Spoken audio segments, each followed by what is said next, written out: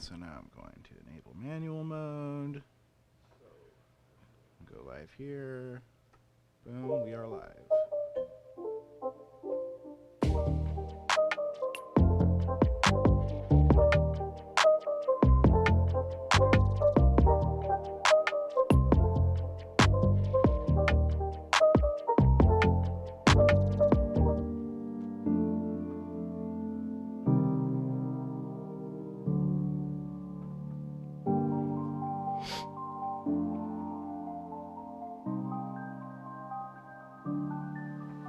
Hey there. Have you ever had a question about God or Christianity or church, or maybe even about sex or race or whatever you can imagine? Here at Stonebrook, we want to answer those questions. Well, more than that, we want to have a conversation with you. So if you've ever had a question that you've been afraid to ask, what does Jesus think about the President of the United States? What is the relationship with Jesus like? If God really is all loving, why is there so much hurt in the world? What is sin? What is the point of church? Is premarital sex a sin? Is the coffee at Stonebrook really better than the coffee at home? Does God love me? Will any of this actually make my life better? We have an anonymous text line where you can ask us literally anything. And we encourage you, test us. Try to trip us up. We want to be a resource for you. And if we aren't having a conversation, then we can't really be a resource. So help us help you and help us help our community. Ask us the tough questions. You keep saying community. What does that actually mean? Is Jesus even real? I'm struggling with my marriage. Is there anything you can do to help? So hit us up, text us anonymously. You can check out our Facebook page or our YouTube. You can leave a comment. You can do whatever you need to do. We are going to open all avenues of communication just so we can hear from you. So what have you wanted to ask?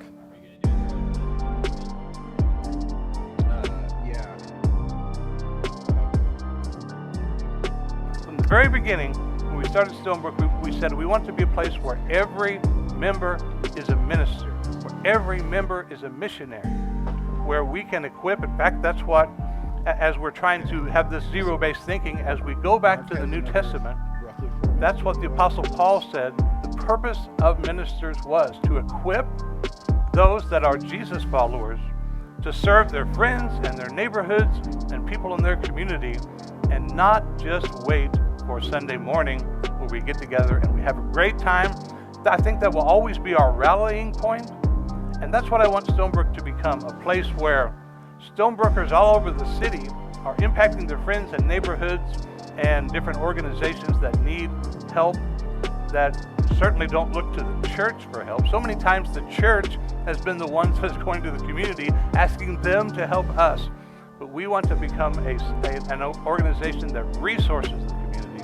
And then we get together on Sunday, time to time, and we celebrate, and we get encouraged, and we get more equipped and resourced, and we actually go to the community, and we impact people there.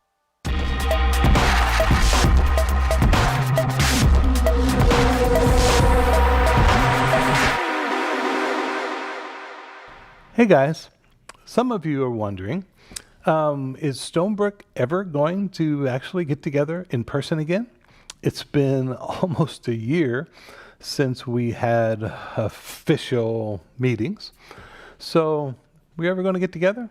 Well, the answer is absolutely. February 21st, which is a Sunday, we are going to have a meeting here at Stonebrook in person. Stonebrook Center here in Waynesville. The catch is, this is going to be a meeting that is only open to what we call the Dream Team. What is the Dream Team, you ask? Well, the Dream Team is anybody at Stonebrook that is involved in serving in any area. What we're going to do with Stonebrook, as we'll begin to reveal at these get-togethers, is we're going to actually build a brand new thing, a brand new entity, a brand new way of reaching out to our community here in Waynesville. It will still be called Stonebrook, but it will be, in many ways, very different. I'm very excited about it. I think it's something that all of you are going to love and enjoy. But at the center of it all, the focus, the foundation of everything we are going to do here is serving one another, serving others in our community, serving people that need our help in all kinds of different ways. So therefore, these first meetings will be for those that are focused on, that are centered around serving one another in our community. So you think, well, I'm not on the Dream Team. Don't despair. You can sign up for the Dream Team. You can go to www.stonebrook.tv/serve, and you can sign up online, and we would love to have you as part of our Dream Team. We would love to have you as part of our hangouts and get-togethers that will be coming up. The band will be there. I'm sure we'll have donuts and coffee, and it will be so exciting to see each other again. We are going to require social distancing. We are going to require you to wear a mask. It is our intent, because we are in a military town, because we have so many military people that are involved with us and we want to reach the military, to comply with our military neighbors that are basically saying any business, any organization that has any get-together, you have to, put certain ways of meeting, ways of getting together, ways of interacting into place, one of them being wear a mask, have social distancing, in order for military people to participate. And we definitely want military people to participate. So that's Sunday, 10:30 in the morning, February 21st, and we'll be talking more about it, but just wanted to give you a heads up that there are good things on the horizon. Fear not, we are going to get together. We're going to have a great time.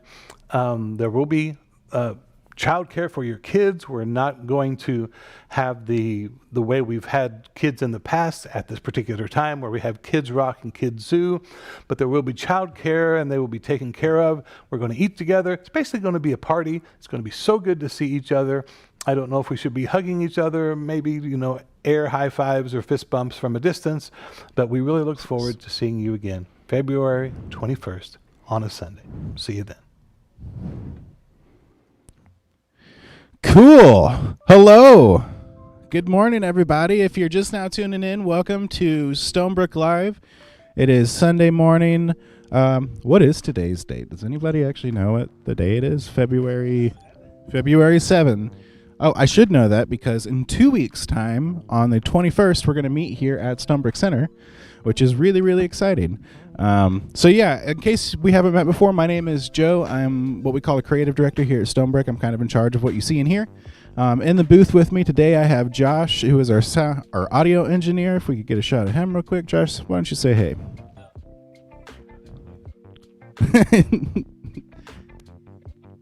So anyway, Josh, and then we got Trey on the other side. Well, Josh will say hello a little bit later. He's going to be here for booth talk as well. Good morning, Craig. Benet, today is a good day for church in your PJs. I don't think anything truer has been said yet this morning.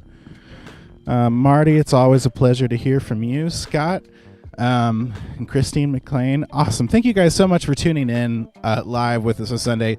I know that this is just a little bit of your time during the week, but the fact that some of y'all are here every single time we go live really, really makes me excited, and more excited for the time that we actually get to be together here soon.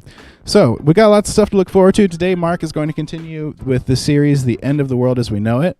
Of course, today is Super Bowl Sunday. I think everybody in the booth today is rooting for the Chiefs. I don't want Brady to win. Josh doesn't want Brady to win, which is understandable. I don't think he should win either. I don't think he should be in the Hall of Fame either, for the record. How do you feel about that statement? I don't really give a care about that side of things, but he's had plenty of championships already. He's That's done. true. I feel like somebody's going to get angry for me saying that. But what about you, Trey? Who are you rooting for? You Chiefs fan? Well, I'm not necessarily. Got to use a microphone Got for a people. mic, use it. You guys know me and my mics, but I'm not necessarily a Chiefs fan per se. I'm a Missouri transplant. I'm a Chicago Bears fan, but The I'm Bears. definitely rooting for the Chiefs because I'm not necessarily a Brady fan or Yeah. a Bucks fan per se. So yeah, I'm going for the Chiefs today as well. Awesome. If my father-in-law happens to catch sight of that, he's a hardcore Bucks fan. And so I think he's rooting for the Buccaneers today, but he lived in Kansas City for several years. So it's kind of a weird thing. I don't actually watch football, but I am excited that people get together once a year and fight about something that really doesn't matter. And that's what we do at church, right? Can I say that? Anyway, everybody who's tuning in, thank you so much for hanging out with us. We're going to get started in just a moment. Let me know you're here in the chat. Say hey if you have a quick question, if you love the snow, hate the snow. I know on my drive in this morning, it was a little bit slippery on my road, but it looks like that the roads overall are pretty clear. So if you're planning on getting out, doing some errands, running some weekend errands today, it's still a good day to do that. You may just try to avoid the rush for the Super Bowl. But yeah, cool. So we're just going to go ahead and get started with that then. Like I said, this week, Mark is continuing our series, The End of the World as We Know It, which I've really enjoyed. I've had a lot of misconceptions, things that I believed about the rapture or about the second coming of Christ, et cetera, et cetera. And then interestingly enough, Mark is going to address the question at some point. I was going to say I enjoy learning more about the book of Revelation, but Mark has something to say about that a little bit later. So, cool. Do y'all have anything to add before we move on? Other than a quick shout out to Master Donuts here in Waynesville, Missouri. Thank you for always providing us with these glorious donuts. Always a pleasure. But yeah. Sound good, Trey? Oh yeah, everything's good. I want to give a shout out to Master Donuts myself. Didn't get a chance to get down there and grab a donut.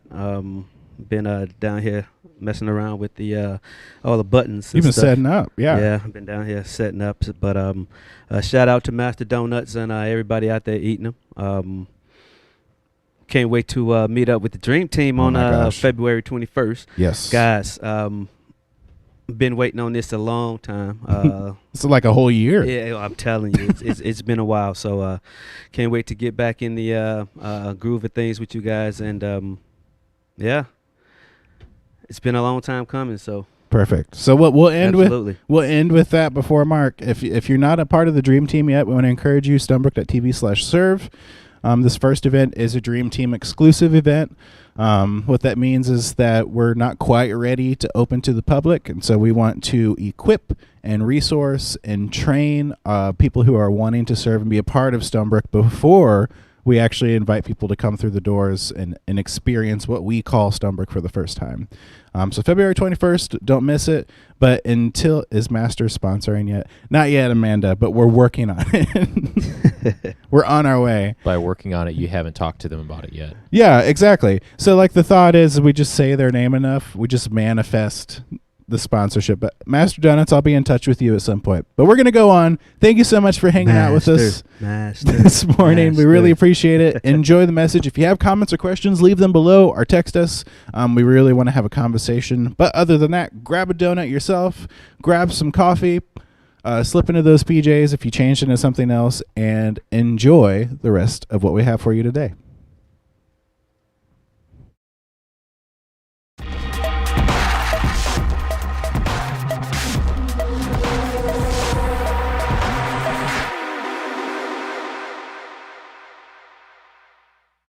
Good morning, everybody. My name is Mark. I'm one of the leaders here at Stonebrook, and I'm really glad that you took some time out of your weekend to hang out with us. What we've been doing the past few weeks, and probably for a couple more weeks, is we are doing a series that's titled The End of the World as We Know It. There has been, in the church world, and kind of in general culture, so many people have had some sort of contact with church, even if they weren't regular attenders or whatever. This idea has been promulgated that the world will eventually come to some sort of end. And the way that is going to happen has been generally from the church, goes something like this, has been said like this, that Jesus is eventually going to return somehow in the sky, and many believe that Christians will be somehow sort of vacuumed up into the air, and they will go off to celebrate in heaven. But meanwhile, down here on the earth, some really bad stuff is going to happen. Perhaps the rise of a guy called the Antichrist, maybe the mark of the beast. Maybe you've heard of that, 666. What does all that have to do with anything? Is that something that's going to happen? And how do we know that this is true? So many Christians even haven't really taken the time to sort of really dig deep into what the scripture teaches, what Jesus said about it. We just many times, unfortunately, depend on guys like me to stand up and say, this is what the Bible means, or this is what's going to happen, and we sort of take that at face value, and that's just the truth. And nothing against any preacher or any minister, but we have a responsibility to sort of look for ourselves, do our own research, do our own study, to ask questions. That's why we're always saying, send us your questions. It's not about what, just me putting out something that everybody has to believe because I am a man of God. No, nothing at all like that. We are all following Jesus. We all have the same information. We all have the same writings, the same documents. And what we're trying to do in this series is sort of take our time, meander through these, and I call it nerding out, and really stopping and looking and re-examining in many ways, is what we've been taught, is what we think actually the truth, or is there another way to look at it? So we ended last time with something that happened toward the end of Jesus' life. He came into Jerusalem, and I always remind us of this fact that the people of the first century expected Jesus as a Messiah.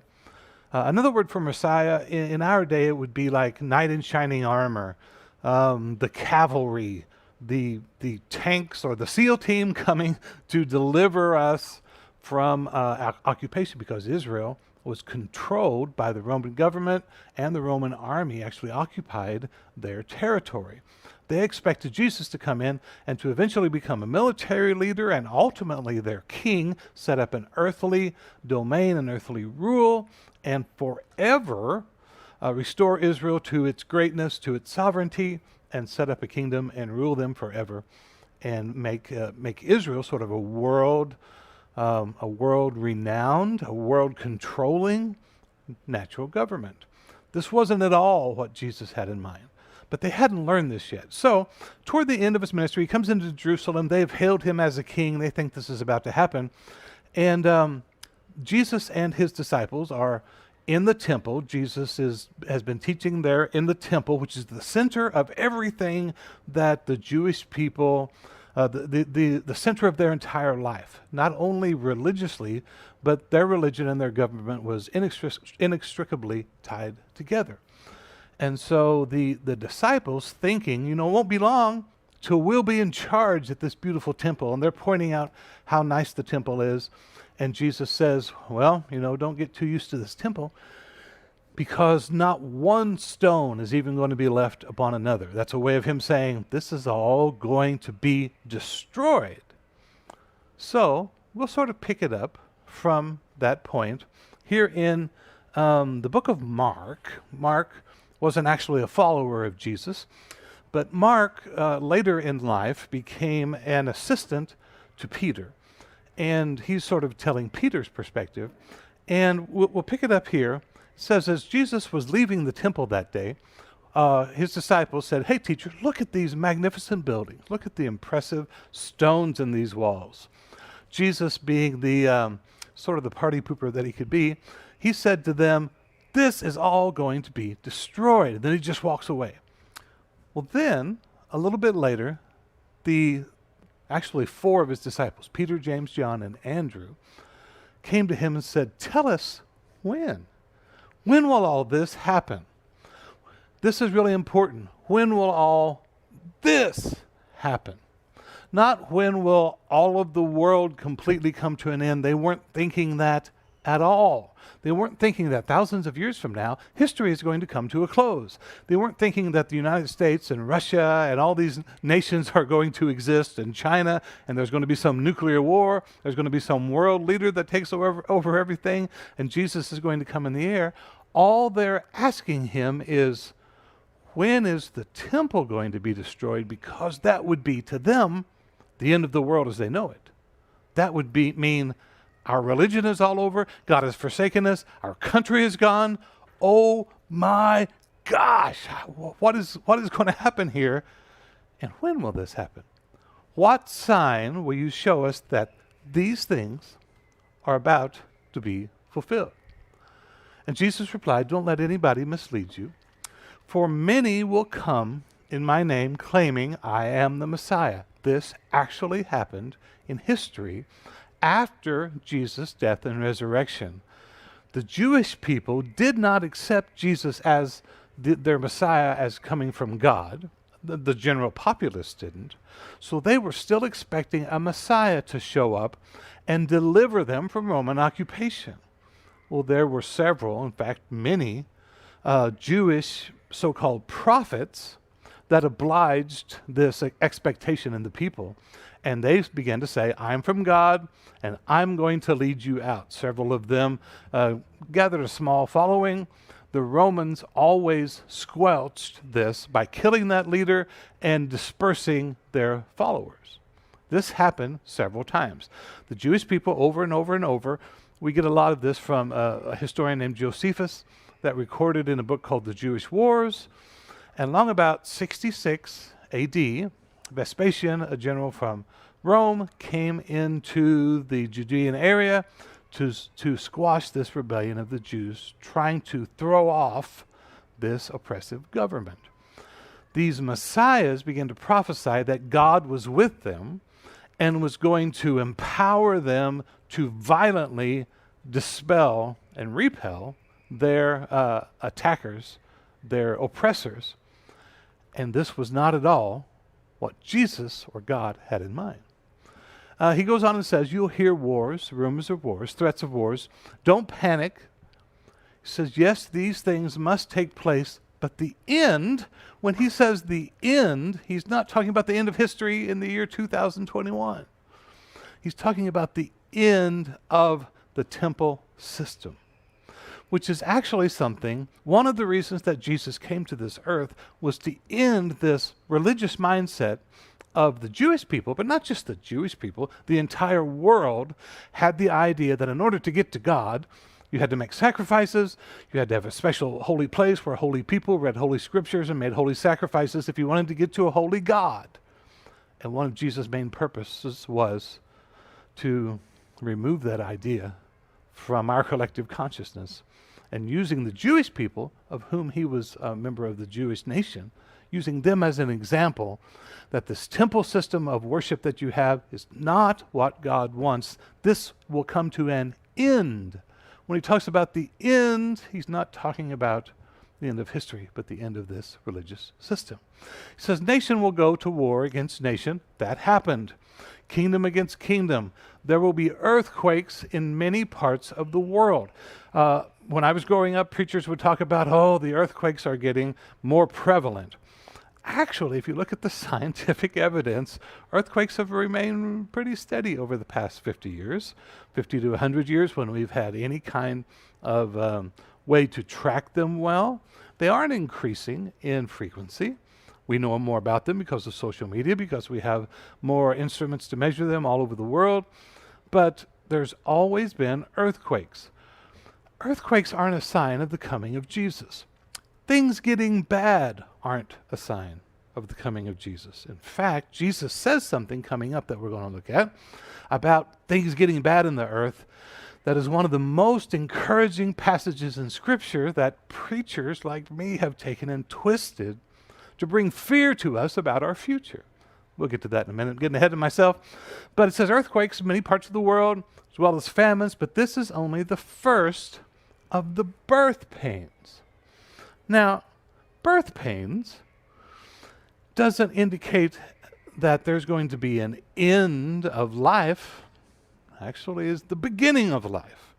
Sure, it's hard, and I'm speaking as a man who's never, and hopefully never will, go through any type of labor at all. But Jesus is describing this event as birth pains, that there's some things that will happen. It's giving birth to something new. It's definitely ending an old system of religion and worship, but Jesus came to initiate, to birth, if you will, a brand new way of understanding God, a brand new way of dealing with your neighbors, your people in your community, And that is a way of peace, a way of love, a way of serving, instead of a way of fear, a way of violence, and a way of talking about God as someone that needs to be pleased by sacrifices. Instead, Jesus talked about God as a father who is giving and pursuing us. Anyway, birth pains, more to come. When these things begin to happen, watch out. You. Who is the you he's talking about? The disciples there in the first century. His immediate followers. You'll be handed over to the local councils, beaten in the synagogues. We don't expect to be beaten in the synagogues. You'll stand trial before governors and kings. This all happened, but this will be your opportunity to tell them about me. He says the good news must first, this is where we ended last time, and we're sort of wrapping up and picking up some loose ends we didn't get to talk about, but we talked about last time that he said the good news or the gospel must first be preached to all nations. Now, in our scientific minds of the 21st century, we say all nations. Depending on what year it is, it may be 194 or 212 nations. The number of nations in the world, depending on who won the war last year, changes every year. But when Jesus talks about all nations, he means non-Jewish people. When Jesus told the disciples, go into all the nations and preach the gospel, go make disciples of all nations, he didn't mean make a list of every single country and make sure you hit them all. What he's saying is, this is a new system. The old system of religion and worshiping in this temple that I'm talking about is going to be destroyed. You believe that it's for Jewish people only. Because it's a religion, you have built a fence around it and you're keeping people out. We talked about it last time. That's the reason Jesus overthrew all the tables in the temple, is because they had kept everyone but Jewish people out and made it difficult to access God. When he talks about all nations, he simply means this is leaving Jerusalem. Elvis is about to leave the building. This is for everyone. He goes on. He says at that time there were devout. We talked last week. This is from Acts. When he talks about every nation, he simply means all the nations outside of Jerusalem. We talked about it, that Paul said the good news has been preached all over the world. Well, it wasn't preached in the United States or South America or Australia at that time. It doesn't mean, in this first century context, all over the world. To them, that meant the Roman Empire, other people besides Jewish people, and that has already happened. This isn't something that has to happen before Jesus returns. He says, but when you're arrested, stand trial. You don't have to think about what you're going to say. The Holy Spirit will give you what to say. Then he goes on and gives more indications of when this temple destruction, keep in mind, all of this, the subject is Jerusalem and the temple being destroyed. Brother will betray his brother to death. This happened as Rome came in between 66 and 70 AD. There were people that were trying to surreptitiously, covertly overthrow the government. The Romans came in with various terroristic interrogation tactics, caused a brother to say, we know that your brother is trying to overthrow the government, and that brother would give up his brother so he didn't get crucified himself. This is something historically that happened. A father will betray his own child. The Jewish people were divided. Some thought, we just need to be nice to the Romans, maybe they won't hurt us. And other people were like, no, these Roman people are blasphemous, idolatrous people that shouldn't be in our land. We have to violently overthrow them. He goes on and says, everyone will hate you because you're my followers, but the one who endures to the end will be saved. The day is coming, and this is interesting. The day is coming when you will see the sacrilegious object that causes desecration. I have to back up to get a run at that one. But what he's talking about, this is actually a reference to something that is from the Old Testament, the book of Daniel, where Daniel prophesies, and I grew up with King James Bible, and he called it the abomination of desolation. What Jesus is saying, when you see the sacrilegious object that causes desecration standing where it should not be, then Mark adds, reader, pay attention. Then those in Judea. I point this out to make my point once again. Jesus isn't even talking to us in America. he's talking to the people that will be living in Judea when they see the sacrilegious object in the temple. What happened when the Romans finally breached the walls of Jerusalem and they had captured the city? Titus, who was the general at that time, he's the son of Vespasian, who eventually became the emperor, and Titus took over this assault on Jerusalem. He made a sacrifice of a pig to Jupiter, the Roman god, in the temple. It was something they were trying to just absolutely crush the hearts of the Jewish people. And for them to see in their sacred place this horrific symbol to them that was unclean of a pig being sacrificed to the Roman god, to them, and this is what Rome was trying to say, see, our God beat your God. You lose, our God is bigger. Daniel prophesied this hundreds of years before, and he calls it a sacrilegious object that causes desecration. This actually happened already in 70 AD. The disciples, the Christians of the time, the Jesus followers, were actually saved because of this advice. This actually happened in history. The Jewish people were told by these false messiahs that God is going to save us. Don't leave town. Stay right here. We have to make a stand. God is going to come at the last minute and vindicate our faithfulness, and he's going to show himself strong, and he's going to vanquish the Romans. Jesus said, don't believe them. These are false messiahs. When you see this happening, get the heck out of Dodge, because it's going down. It's going down fast. They believed him, remembered him, and Jesus followers got out of town. They fled to the hills, and they were saved. This is practical advice to a first century audience that from our perspective looking back has already occurred. He said, a person out on the deck of the roof, don't take time to go in the house to pack. As soon as you see that, get out of town. A person out in the field must not return even to get a coat. He said, how terrible it would be if you're pregnant. Pray that this doesn't happen in the winter, for there will be anguish. Now, this is something interesting. When I was a kid, they used, because this word anguish in the King James Bible is the word tribulation.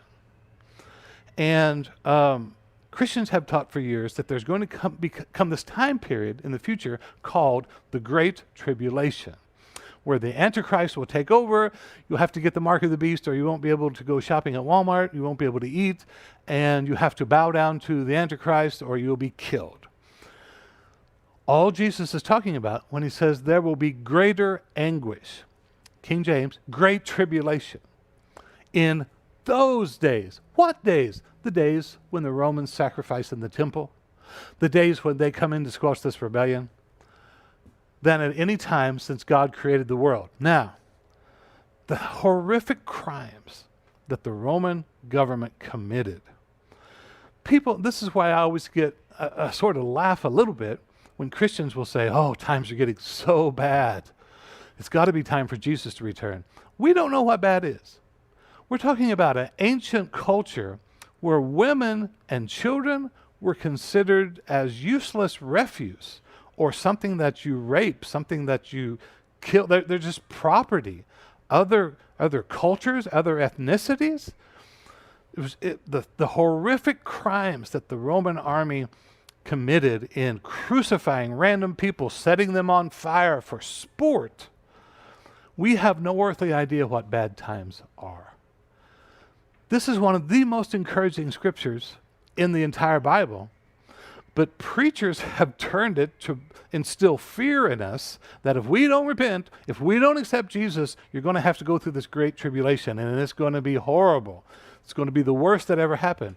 Well, Jesus said, talking about the first century Romans coming in and destroying Jerusalem, that there would be greater anguish in those days. Historically, it happened. Sometime we have a life group, I'll read you some of the things they did. It's horrible. But he goes on and says, it will never be so bad again. It won't be so great anguish again. This is Jesus saying it's going to be really bad times, Don't listen to these Jewish prophets or you'll be involved in it too. But be encouraged, it'll never be that bad again. Things are actually getting better. And the more that we as Jesus followers begin to act out his plan of kingdom peace and kingdom love, it'll continue to get better. That is Jesus' plan from the beginning. Then he says, if anybody tells you, look, here's the Messiah, or there he is, don't believe it. These are false messiahs. For false messiahs and false prophets will rise and perform signs and wonders so as to deceive, if possible, even God's chosen ones. This happens. So many were deceived by these false prophets. He said, watch out. I've warned you about this ahead of time. And then he uses, once again, these idioms. At that time, after the anguish of those days, the sun will be darkened. The moon will give no light. The stars will fall from the sky, and the powers in the heavens will be shaken. Then, and once again, we talked about this last week, he's using Hebrew figures of speech from the Old Testament to simply express this is going to be the end of your religion, the end of the temple, the end of this system as you know it. He goes on and says, then everyone will see the Son of Man coming on the clouds with great power and glory. Now, we've been taught that here Jesus is talking about the rapture, but he is still on the subject of this destruction, this judgment that is going to happen. And he's actually referring back to a passage in the book of Daniel. We'll sort of wrap up with this and maybe pick it up next week. Daniel said, as my vision continued that night, I saw someone like a son of man coming with the clouds of heaven. This is what Jesus is using the same exact expression. He approached the Ancient One. The Ancient One in this is a vision of God sitting on the throne. And it says he was given authority, honor, and sovereignty over, here it is again, all the nations of the world, so that people of every race, not just the Jews, every nation, every language would obey him. His rule is eternal. It will never end. His kingdom will never be destroyed. When Jesus says you'll see the Son of Man coming on the clouds of heaven, he's referring to this vision. And he's saying after the destruction of the temple, because this was it was sort of a dividing point.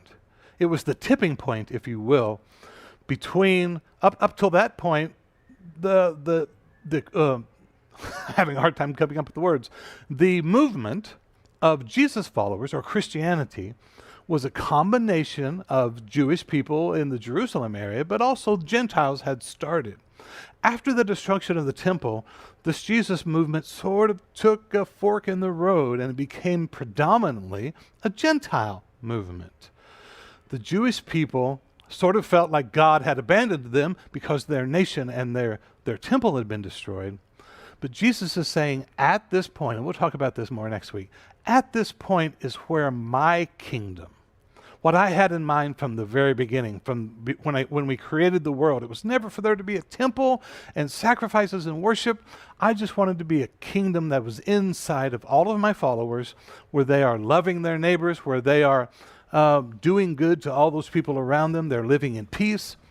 At this time, my kingdom rule will be established through all the nations. This is what Jesus means when the end will come and the Son of Man will come on the clouds of heaven. I will be exalted, if you will, as Lord of not just Israel, not just the Jewish people, but of the entire earth. This is not the end, but the beginning of my kingdom being established through all the world. So that's all our time for today. I hope this is making sense. If you have questions, please share those. Like I've said before, you don't have to agree with everything that I'm saying, but I'm sharing these so you will at least think. I want to make you think. Perhaps have you re-examine without a preconceived notion or preconceived things that you've heard. But what would it sound like as a first century Jewish person hearing this for the first time? Maybe it doesn't mean what we've thought it means. Thanks for being here, guys. Hope you have a great week, and we'll see you next Sunday.